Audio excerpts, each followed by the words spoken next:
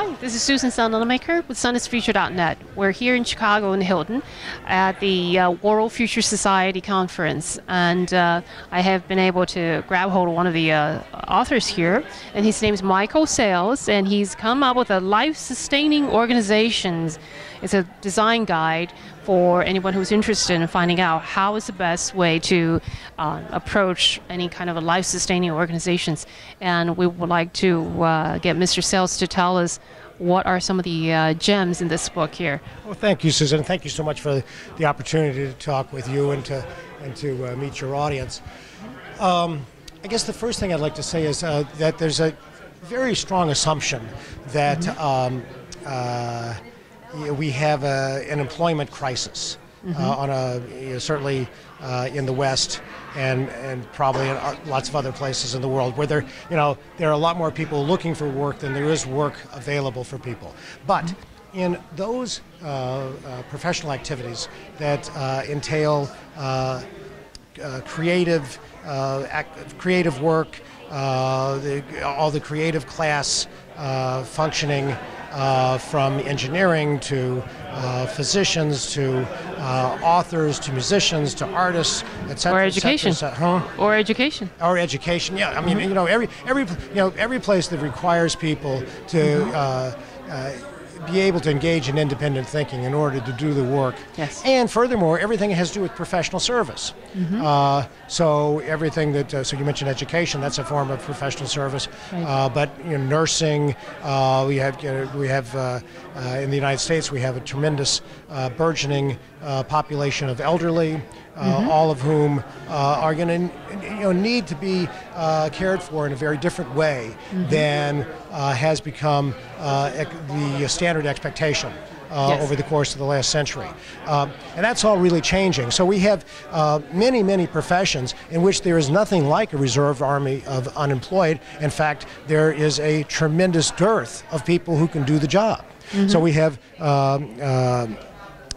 a need for something like 150,000 additional physicians in the United States alone, and between now and 2030, we have a need for, I don't know what the exact numbers are, but 250,000 nurses. So we have, and that's a feature of one of our healthcare crises. So the organizations that are going to be successful, especially the ones who are willing to do the house calls, I think. Yes, absolutely, absolutely, and which is going to be more and more desired and expected. And I mean, the work that you guys are doing, going to places, having the skills to collect data. I mean, this is a world of big data, and the people who are going to understand how to feed into this big data and use big data. That's another professional activity where the need is very strong, and the number of people who are going to be able to respond to that need is much smaller. So there is a real tremendous competition in organizations to get creative talent, and this actually extends, to small businesses that need people who really know how to do the job on the ground, plumbing shops or contractual shops, people who can interact with customers, etc., etc. So many organizations need talent. Most organizations don't need people who are simply functionary, people who are simply just waiting to be told what to do. But there is almost always a spot in an organization for somebody who's a self-starter, somebody who knows what to do, and somebody who's got creative talent and some expertise in the field that's being developed. So the purpose of this book is to provide a guide to organizations who can compete on the basis of really celebrating the vitality and the mentality of their workforce, and honoring the community that they are in, the communities that they're in, rather than simply being a place that takes from those communities and throws their waste over the walls and tells the community, the taxpayers of those communities, pick it up. So. We, through our efforts as consultants, and my partner Anika, who's not here, but who was Director of Strategic Planning for the real estate function at Fleet Bank in Boston, which was a very large bank purchased by Bank of America, and also she performed real estate strategy functions for the Digital Equipment Corporation, which was about 130,000 member organization at the time that she was there. And I've been a consultant for about 35 years based upon my doctoral work in organization behavior. So we sat down a few years ago and said, what is it that we think we know? About building organizations that people want to join and hate to leave. And that's kind of a definition of what a life-sustaining organization is. And we said, well, we think they do five things. And the first is they really know how to draw creative talent. And they have something we call a whole systems view. So they think of the whole person, and they want the whole person, right? And they think of the functioning of the team, and they want teams that share some visionary purpose and really and are mission driven and really care about achieving that mission. And they are thinking in terms of the totality of the organization, not how to optimize the functioning of one organizational silo, but how to get the different functions of an organization working together in the most effective and what's the right word? Sort of shared purpose fashion as they can. And a third feature of life-sustaining organizations is that they are attentive to design principles. They are attentive to aesthetics. They want to do things that encompass beauty in every act. So in Apple, one of the reasons Apple is the world's largest technology organization is because Jobs was so insistent about the importance of aesthetics and the importance of design, and that beauty is not a four-letter word, at that five-letter word called Apple. And another feature is that of life-sustaining organizations is that they're really focused on elegant solutions. Right? Then they're not constantly trying to think in terms of ad hoc. Something quick and bottom line. But really, thank you. Really, what is going to sustain over a long period of time? So if you take the city of Paris, where we've talked about Paris in our book, and I'm not remembering his name, but there were several important decisions made in the course of the history of Paris regarding its architectural design, and one of which had to do with the height of buildings. Another had to do with the relationship between the large circles, which the city of Washington, D.C., which is one of our most beautiful cities in the United States. So it's sort of it's a simple principle, it's a basic principle, but it's one that, when adhered to, makes a tremendous amount of difference. And you don't. So life-sustaining. It's a very beautiful city. That's very rarely do we see any other city. Yes. And there's a lot written about what the difference is between great architecture and schlock architecture. Okay. And so it's not so. A lot of people will say that any aesthetic is a fine aesthetic. Or there is no such thing as good taste. Well, we don't believe that.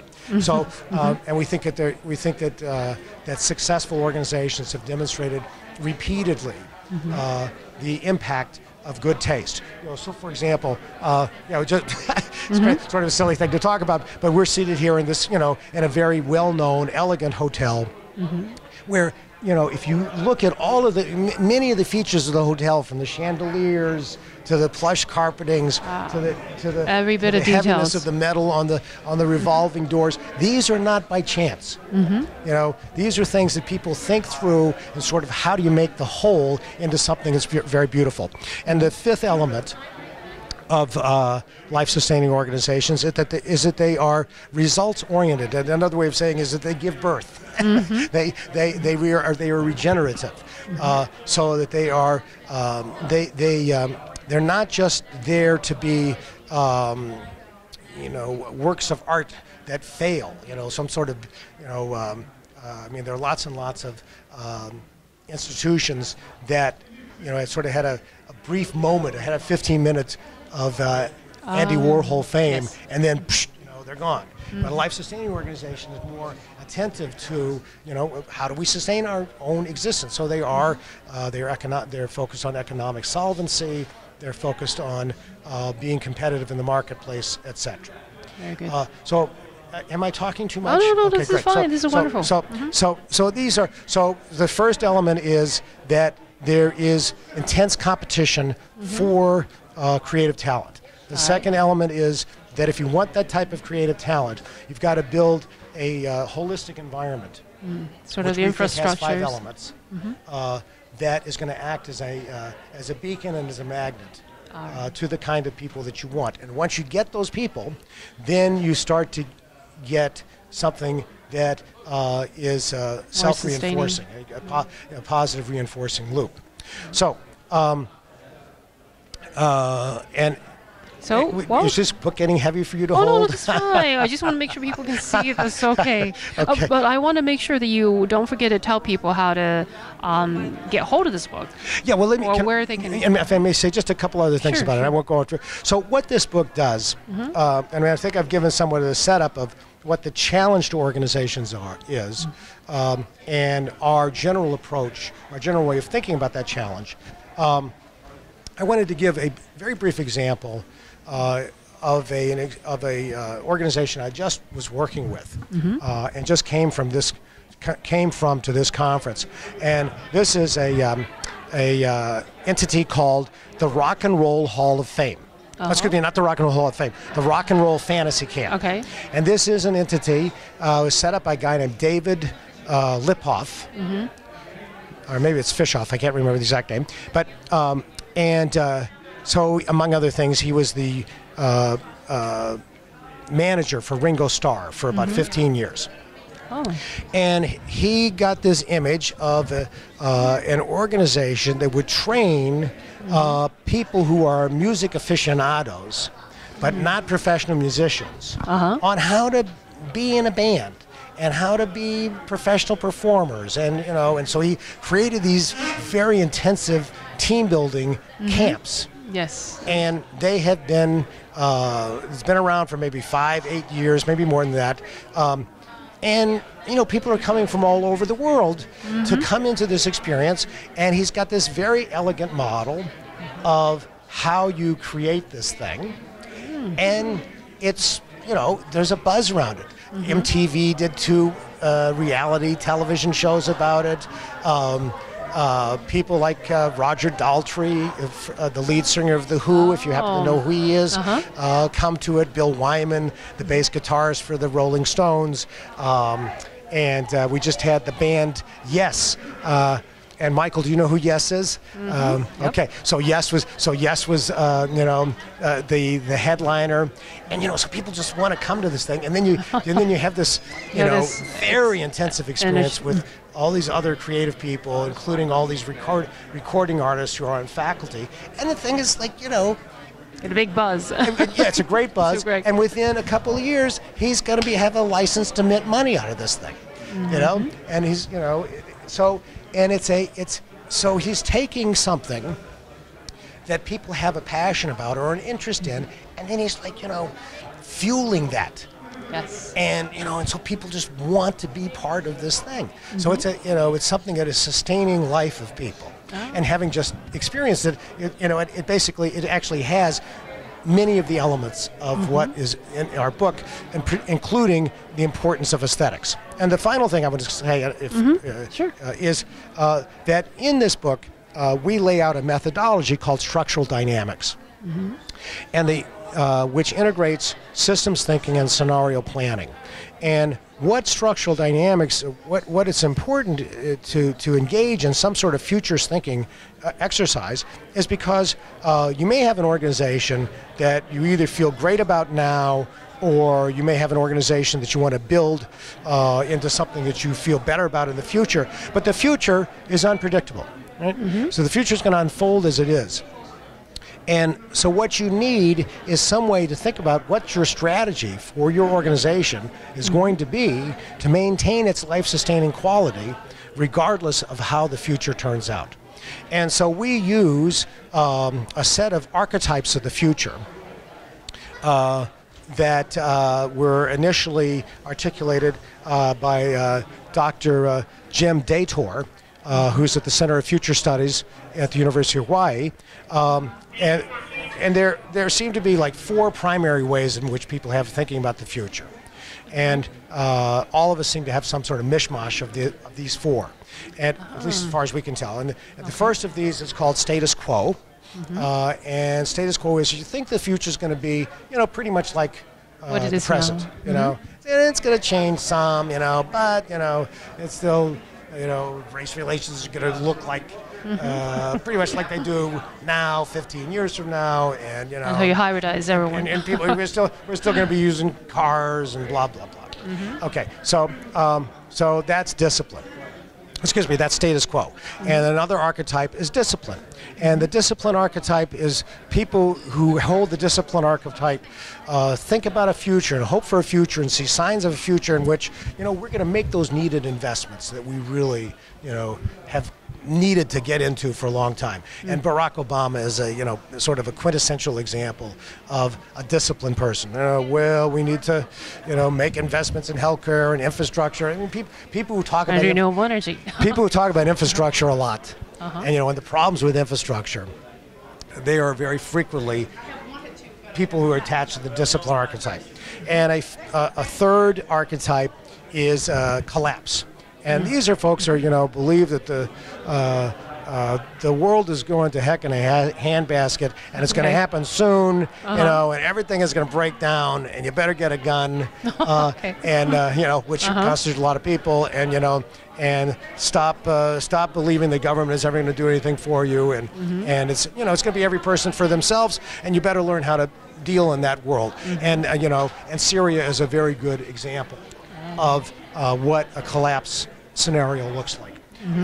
And the fourth archetype that we've been able to discern is breakthrough or new era, in which we're going to, the singularity is going to give us we're all going to be living forever, and we're going to have technological breathroughs. We're going to have transhumanism, transhumanism, a lot of belief in a kind of a very rosy and exciting future. And so the data of the present, right, holds each one of those futures as equally viable. Really. I mean, we could take virtually anything that happens to you today. Right. It might be also localized, regional, depending on the region that you're in, isn't it? Oh yeah, absolutely. Because whatever is going on with your region, that will color your your perceptions of what the future is likely to be like. Yes. But from our point of view, you can look at the data of any day and find all 4 of these futures as being kind of not necessarily equally likely and predictable, but they're all there, right? And so so you better have some idea about what your organization is going to do, regardless of how the future unfolds. And so we show you how to do that. We have something we call a strategy matrix that differentiates between robust strategies and contingent strategies, with robust strategies being ones where they're going to work in whatever the future might be. Okay. Wonderful. Yeah. But so tell us, where would, if any of our viewers you want to buy it's available on Amazon. Okay, so great. you just go to Amazon, or you can write us at www.artofthefuture. And there's a lot of information there. Art of the Future? Art of the Future. A-R-T? A-R-T. Art of the Future, because we believe there's an artistic way of thinking about the future. Oh, artofthefuture.com. Artofthefuture.com. Okay, and this is by Mr. Michael Sales and Anika Ellison Savage. Anika Ellison Savage, yes. Okay, the name of the book is Life Sustaining Organizations. It's a design guide. So all of you who are creatively motivated out there, thinking of possibly starting your organization or already part of an organization, there you are. Yeah, and I would just say that this book is directed toward people who are owners and managers of relatively complex organizations, or people who want to be owners or managers of relatively complex organizations. All right. So it's something that everybody can learn from, but it's specifically targeted to that audience. Wonderful. Thank you so much. Thank you. Thank you. And signing off, Susan with sunisthefuture.net.